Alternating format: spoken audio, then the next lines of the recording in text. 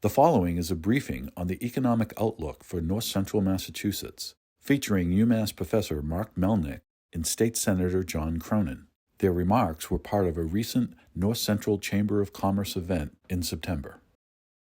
I'm Mark Melnik. I direct economic and public policy research for the UMass Donahue Institute. One of the big takeaways, I think, for this work right now is two really big summary points. One is that critical to the future of a regional labor force is the development of an adequately trained workforce in the short, medium, and long term. And we're all sensitive to that immediately after the COVID crisis. As people came back to the labor force participation had slumped a little bit. But you also had some significant demographic challenges present themselves in Massachusetts. And in particular, our state economy is really driven over the last 20, 30 years on the growth of the immigrant population in Massachusetts.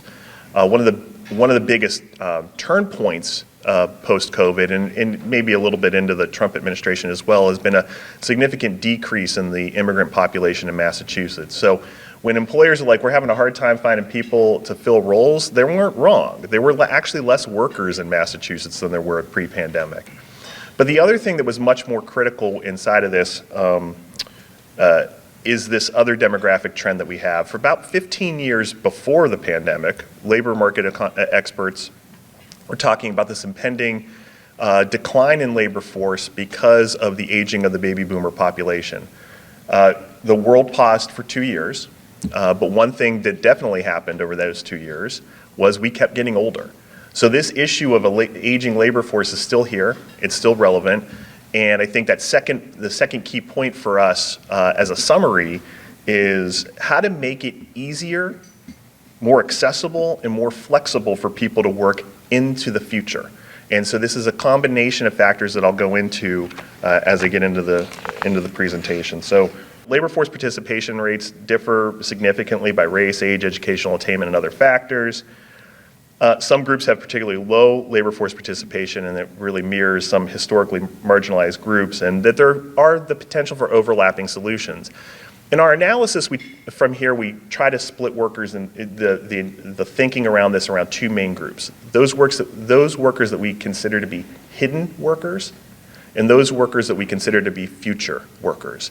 When we talk about hidden workers, we're talking most specifically, and I'll get into this in a little bit more depth in a moment, but those people who are just not being fully optimized in the labor market right now, their labor force participation rates are low, and what are the ways in which we can better unlock hidden workers to create more workers in our economy going forward. Future workers is a more naturally future-focused look, because when we look at workers in 2050, we're not talking about me, we're not talking about most of you guys, right? We're talking about our kids, right? Or we're talking about how work has changed in the future, and we're talking about strategic ways of kind of growing a new residential population in a place. So hidden workers we kind of split into three main groups. Those folks who are missing hours, those folks who are missing from work, and those folks who are missing from the workplace or the workforce. Missing hours are people who they're working, they love to work full-time, but maybe full-time hours aren't available to them. People missing from work are workers who have been unemployed for a long time, but are returning to the labor force and seeking employment. And then missing from the workforce are those folks who they might be able to work, but they're not actively looking. They're the discouraged workers, right? They're the not in labor force. They're the people who aren't captured in the unemployment rate. And so with the normal unemployment rate we think of is the U3. That's what economists call it. And that's the unemployment people usually point to, and it's like around 3.6% right now. There's another measure we call the U6, and which includes discouraged workers, and that number is usually twice what the unemployment rate is. And this kind of gets at all of these people. So who are all the folks on the sidelines who might otherwise be able to work? Future workers, we split into three main groups, which I've already touched on a little bit before. Young people, those folks who are 0 to 14, who they're not working now, but they will be one day. Future residents, people who we would want to see attracted to a region, whether it be growing immigrant population. There's been a lot of attention and conversation about the North Central region being a relatively affordable option for families comparative to other parts of Massachusetts. So how do you bring people into a region? And then naturally the future of work, what does remote work look like 15, 20 years from now? What does hybrid work look like, and those kinds of things. On the hidden, things like older workers, mothers and parents, caregivers, immigrants, refugees, veterans, people with disabilities, people without a history of employment, previously incarcerated, people from BIPOC communities. And then for future workers, families looking to relocate, retaining local and young professionals, youth under 14, remote workers, young people who are not what we call yet, but young people who are not in education, employment, or training. And then we threw immigrants and refugees over here too, because you can kind of be on both sides, of course. But that's the honeycomb.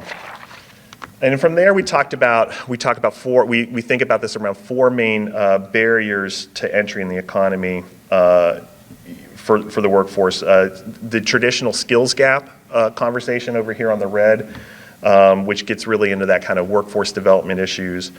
On the top, geographic barriers, which mainly focus around issues of transportation and housing. On the right, structural barriers on recidivism, discrimination in the job market, and other types of job requirements that may or may not necessarily match what is needed for a job. And then at the bottom, we have work-life balance and kind of thinking about the ways in which work fits within our own lifestyle. One of the important things I think we learned from COVID, and I think employers and others in the business community should be thoughtful of as we think about a shrinking labor force in the future, is the cultural way we've thought about work forever has been fitting our life within our work. But I think thinking more creatively with a smaller labor force is how do we fit work within our lives? And having more opportunities for flexible work and that kind of thing allows potentially for a better work-life balance and being able to encourage more people in the labor market. So over the years about sending high school students to four-year universities, but we need to be thinking more holistically about other opportunities from an educational perspective for folks. Again, on this graphic, we have a lot of the different groups who could benefit from different elements of skill training, particularly in tech training, micro-credentialing, and ways of trying to help disconnected workers be better matched to the labor market in general. Some of the big things, problems on this front really align with college cost. College costs have been rising dramatically, and there's been obviously a huge discussion about this in recent weeks because of the student loan forgiveness program from the federal government. But that's, as a lot of people have highlighted, that does not solve anything when you look downstream about the cost of higher education. It's just really helping a short-term solution right now, so thinking about that for folks in general, but also creating more opportunities for easy training, employers who have training programs available to their staff, as well as affordable vocational training, community colleges, which are always great in this role, but also different elements of micro-credentialing and different forms of creating educational credentials for folks as they enter the labor market. Next steps, or at least a summary. North Central region is an aging place that we project to have slowed population growth. In combination with flat labor force growth, this presents challenges to local employers. We explored a variety of solutions for hidden and future workers in our report, including the need for increased supply of childcare, implementing new worker transit options, creating innovative training and credentialing programs, establishing pipelines to careers, and fostering relationships with the local community colleges, businesses, and prisons. Historically, people have been shaping their lives around work, as I noted before, but we need to find ways to think about shaping work around the lives of people to make it easier to work. And in order to meet and this gets to that last point, where in order for the North Central region to kind of grow its labor force in the future, that's going to be a critical way of being forward-thinking among other regions, and because this is a universal problem, not one that's necessarily set in stone, but it is a demographic one, because you can't unring the bell of getting older, right? So this is the perfect springboard. Everything that we watched in this slide is about what we're going to talk about first, which is one of your passion projects, and certainly for the Chamber and the region, which is the Education Compact. Let's talk about that. Absolutely. So I just want to start by echoing what you said, LeaAnn, and thanking Roy and the Chamber. We've got an outstanding professional team here that really is the glue that brings these different stakeholders together, and the Chamber is truly indispensable. And I think we saw why it's so important that we're all outside of our silos and working together. Frankly, it's easy to feel some pessimism after seeing those sides. And I would just say we can't accept that as our future here in North Central, and we shouldn't. And so I think what we're going to talk about over the next 20 minutes or so are some of the things that we are doing to innovate, to work together, to collaborate, really to change the status quo and to not close our eyes and accept that as our future. And we're doing some very exciting things, but we're doing them at Mount Wachusett Community College, we're doing them at Fitchburg State, we're doing them at Fitchburg Public Schools, we're doing them among industry partners, we're doing it in concert with Mayor Dina Talley, we're doing it in concert with our State House delegation. And so this compact that we funded through the ARPA spending process in December funds a position at the Chamber that is, my hope, for the next 3 years, helps us all keep rowing in the same direction to get at some of those very real challenges that we all saw. And I want to thank you for part of the work that you and the legislature worked to fund early college. So when we talked about those students that are missing out, and I know this is a topic near and dear to your heart, but Mass Inc., another great resource, says that if a first-generation student takes just one early college course, that means college while you're in high school, they are 2 times as likely to graduate from college. That means when we looked at Mark's data, we have a real tool right here in this region that is working to solve that problem. At Mount Wachusett, 17% of our students are early college. The early college model that we have in partnership with Fitchburg Public Schools, Leominster Public Schools, and of course Fitchburg State University in Leominster and Gardner, is all thanks to your work in the legislature. And this is relatively new funding. Can you talk to me about how funding for that connection between K through 12 college and the workforce and early college came about, and how the $10 million in funding? Yeah, sure. So, and I've got one slide today, and that's tough for a former military officer. Secretary Bob Gates, who was the Secretary of Defense under Presidents Obama and Bush, he got so frustrated with military officers because every time they came to talk with him, they brought a 20-slide deck. And so he had one rule. He tried having no PowerPoint slides, and they couldn't do it, right? They'd get in front of them, and they couldn't speak. He said, you can have one slide, and you can't read from it. So I brought one slide today, and I promise not to read from it. But my hope is I will talk about these 3 programs, which I believe have the potential to be game changers. And I'll get into that, and I'll get into the funding for it in a bit. Okay. Well, then let's talk about, I'd like to hear about innovation pathways. I've already talked about early college, but the career technical initiative. So I would say it all really fits into 2 things, which I would call the broader goal and objective of our office and our work as a state delegation, working in concert with our local leaders. But and we are a team, right? I've got some great staff who's with me. Susan Templeton, our district director, Jake Samopoulos, who does communications for us.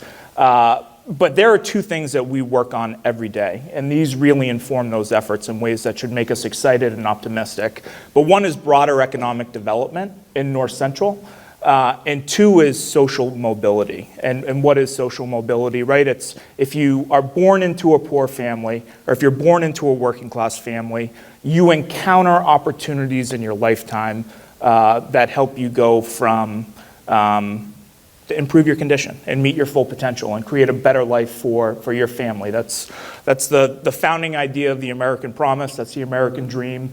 And I think here in North Central, that's kind of in peril, right? Just based on some of the data that we saw. So social mobility is a huge underpinning of these programs. But I also, just to step back and globally and talk at a high level, about economic development in North Central Massachusetts. We are firing on all cylinders. And we can talk about the big four, healthcare, transportation, workforce development, housing, until the cow goes over the moon.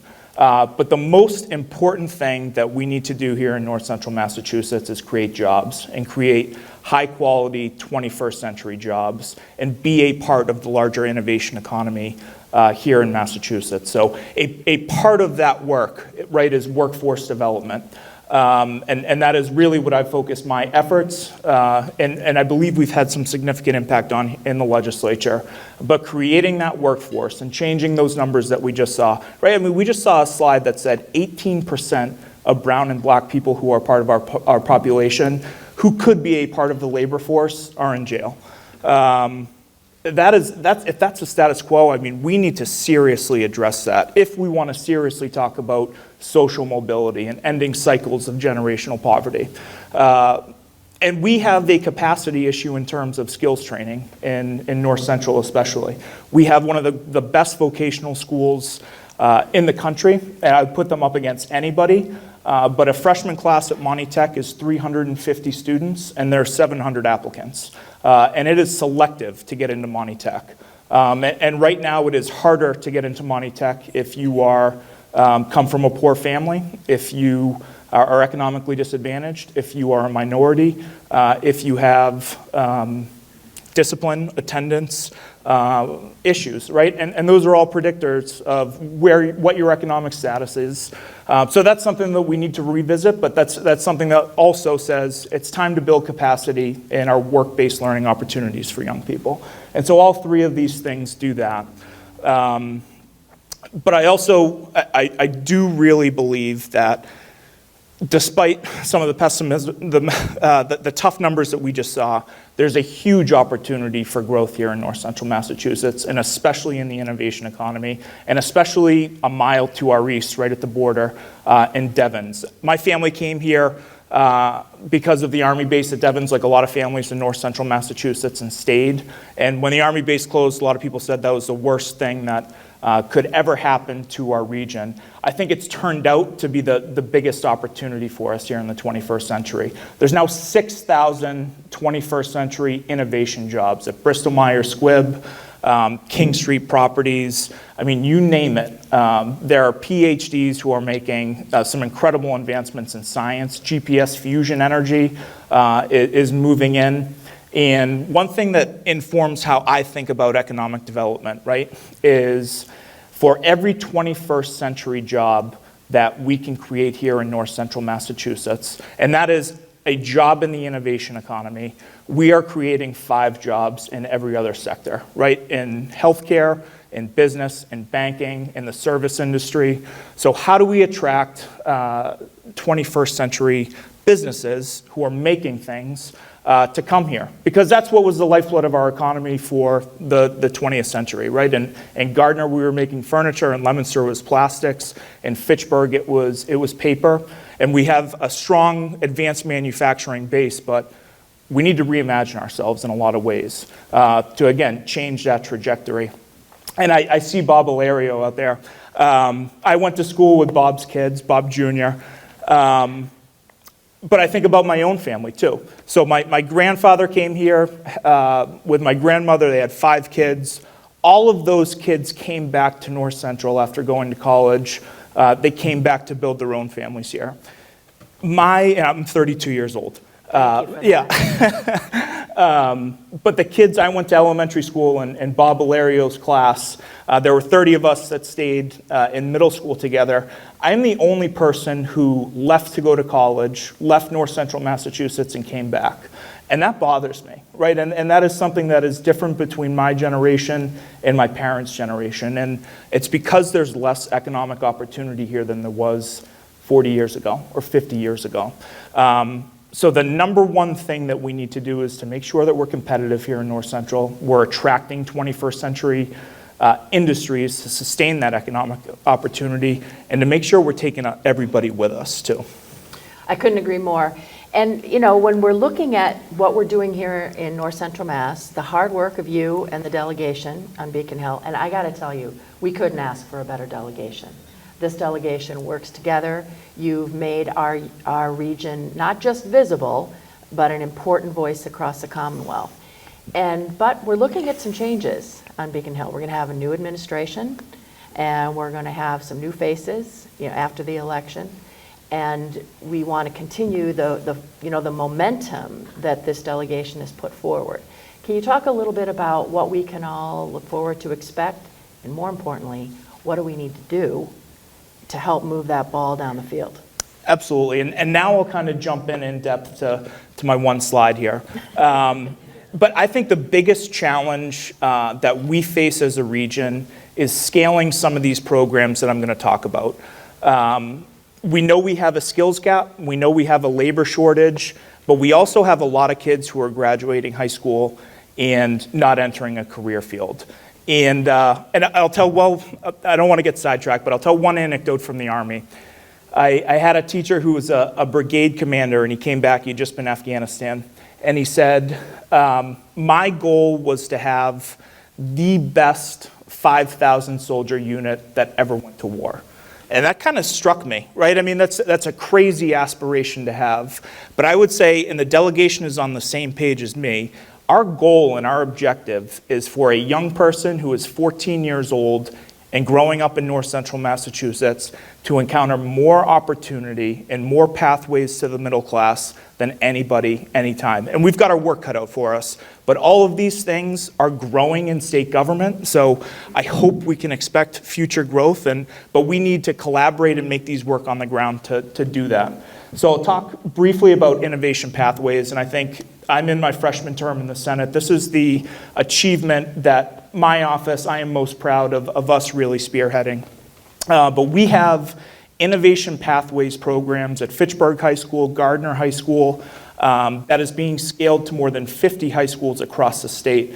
And what they do is they teach kids a core curriculum that is aligned with local and regional labor market needs. And in North Central, the big programs we have are advanced manufacturing. Fitchburg started an environmental sciences program. But the idea is that kids who maybe aren't going to college, kids who maybe don't have a clear pathway into the labor force right after high school, get a skill, right? And get a skill that is in demand and in need.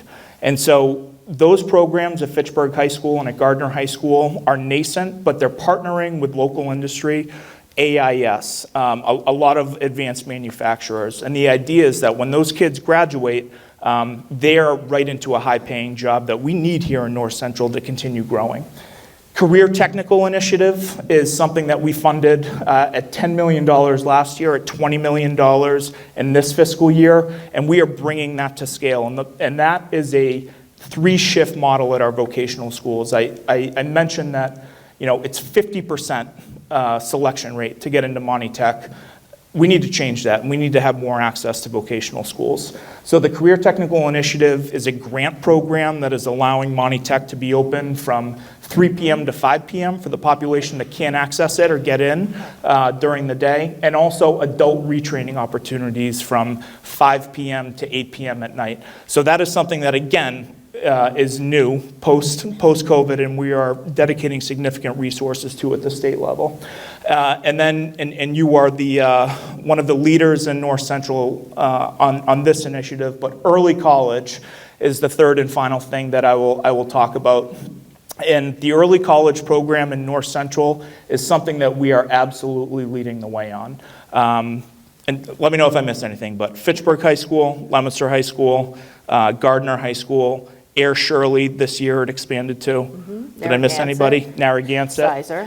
So what early college allows is dual enrollment for a junior and senior in high school to earn college credits at no cost to them or their family. And we had a kid at Gardner High School who graduated with their associate's degree last year, the day before they graduated from high school. So when we talk, have dozens of those. Dozens of those now.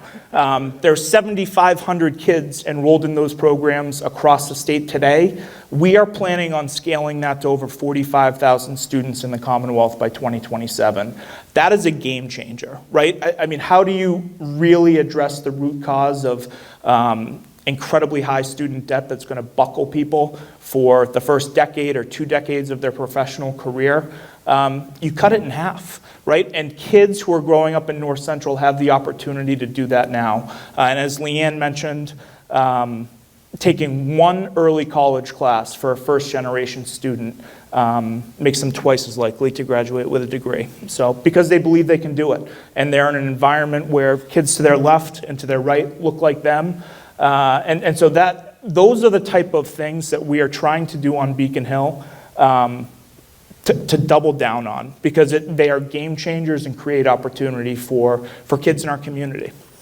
And what I'll say is, we've been doing early college before it was funded.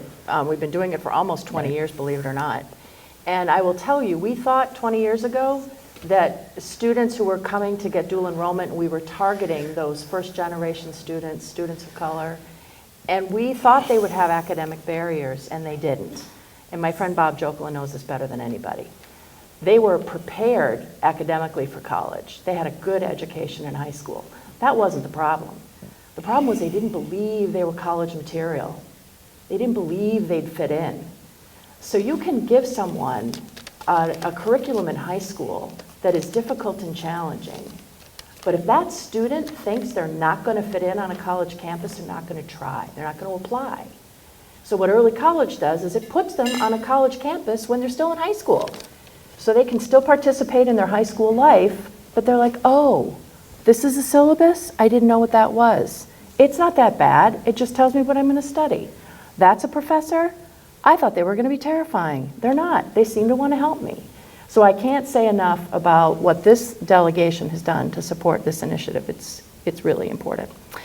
Now, tell me though, in the past you've talked a little bit about P-TECH, and I know that this is part of what you're thinking about for students in the future, but I'd love to hear you expound on that a little bit. Sure. So P-TECH is a model that exists in other states. It began in New York City. It's been proven to work there in Dallas. And it's another tool in what I would call this workforce development toolkit that we are trying to build.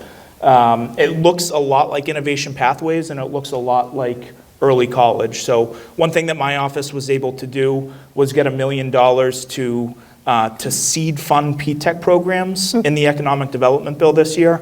We're hopeful that's going to still pass and go through imminently.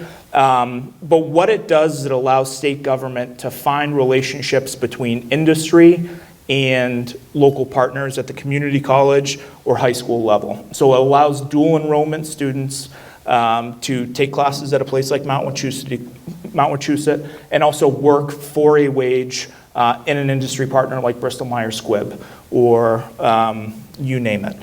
So I think that's what the future looks like. That's how we create opportunity for young people. And there's one data point that I think about all the time, and it was in a conversation I had with Jeremy Roach, who just left Fitchburg High School. But about 25, and I might be wrong, but about 25%, more than 25% of students at Fitchburg High School have a parent that didn't finish high school or get their GED, right? And so if we are really serious about talking about ending generational cycles of poverty, if we are really serious about sustaining and growing the middle class, that is the population where we need to be laser focused on. And these are opportunities that population is going to have when they go through Fitchburg High School or go to Gardner or go through Monty Tech. So those are the programs we need to sustain. That's how we get that incarceration number down. That's how we get labor force participation up. And it's a lot cheaper than paying to incarcerate people. And it creates cycles and ripple effects for generations. I'll just want to end by telling the story about my grandfather. Does anybody know Dr. Joe Cronin? Is he anybody's dentist? Yeah. So Joe is my grandfather. And he grew up, and we all have stories like this. And he says one thing to me all the time: don't forget who you are and where you come from. And this gets back to that. But he was the son of immigrants. His parents had no formal education. His father couldn't read or write. And in one generation, he went from a kid who grew up in poverty to a doctor. And that is just a lot harder to do in America today. And we don't need everybody to become doctors or dentists. The dentist market is saturated in Leominster especially, so nobody, stay away. But we want every kid who grows up poor to have a shot at building a better life and entering the middle class. And government has a role in doing that. Well, I can't thank you enough for everything that you said, because that is, I know, it's close to my heart. I know it is close to everyone in this room. We understand that the future for our region depends on that kind of thinking, and I am really excited about it.